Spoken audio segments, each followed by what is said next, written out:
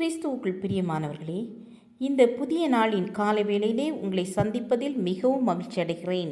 இன்றைய தினம் நாம் தியானிக்க இருக்கிற வசனம் அப்போஸ்தல நடபடிகள் 7ஆம் அதிகாரம் 5ஆம் வசனம்.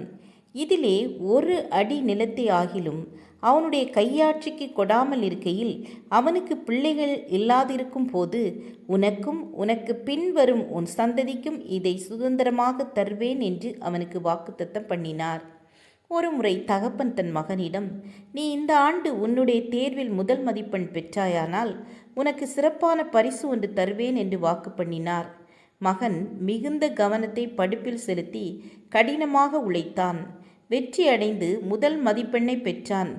தகப்பனிடம் சென்று தன் வெற்றியை தெரிவித்து, எனக்கு என்ன பரிசு தரப்போகிறீர்கள் என்று ஆவலாக கேட்டான். அவர், நீ நன்றாக படிக்க வேண்டும் என்று இவ்வாறு கூறினேன். என்னுடைய சொத்துக்கள் அனைத்தும் உனக்கு தானே என்றார். நம் தேவன் வாக்கு மாறாதவர். ஸ்தேவானை கொலை செய்ய வேண்டும் என்ற நோக்கில் அவன் மீது அநேக குற்றச்சாட்டுகள் சுமத்தப்படுகிறது.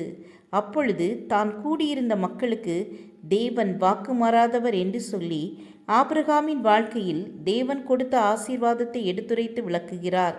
அப்போஸ்தலர் 7:5 ஒரு அடி நிலம் கூட சொந்தமில்லாத தேசத்தை உனக்கும் உனக்கு பின்வரும் சந்ததிக்கும் சுதந்திரமாக தந்தேன் என்று வாக்குத்தத்தம் பண்ணினார். அதை நிறைவேற்றவும் செய்தார். கர்த்தர் வாக்கு மாறாதவராக இருக்க வேண்டுமென்றால் ஆபிரகாம் அவருடைய வார்த்தைக்கு கீழ்ப்படிந்து எந்த கேள்வியும் கேட்காதபடி செயல்பட்டதினால் மாத்திரமே.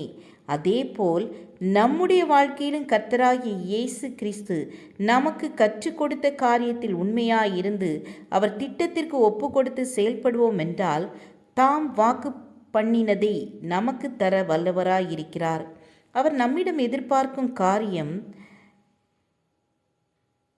மத்தேயு 6:33 படி, முதலாவது தேவனுடைய ராஜ்யத்தையும் அவருடைய நீதியையும் தேடுங்கள், அப்பொழுது இவைகளெல்லாம் உங்களுக்கு கூட கொடுக்கப்படும் என்று வாக்கு பண்ணினார்.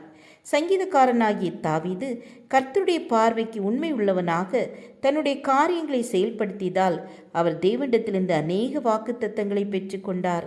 நாம் செய்ய வேண்டியது ஆண்டவருடைய சித்தத்தை உணர்ந்து வேதத்தில் கற்றுக் கொடுத்திருக்கிற கட்டளைகளை ஏற்றுக்கொண்டு அதன்படி செயல்பட ஒப்பு கொடுக்கும் போது வேதத்தில் உள்ள வாக்குத்தத்தங்கள் எல்லாம் நம்முடைய வாழ்க்கையில் நிறைவேற்ற தேவன் வல்லவராயிருக்கிறார். ஜெபம் செய்வோம்.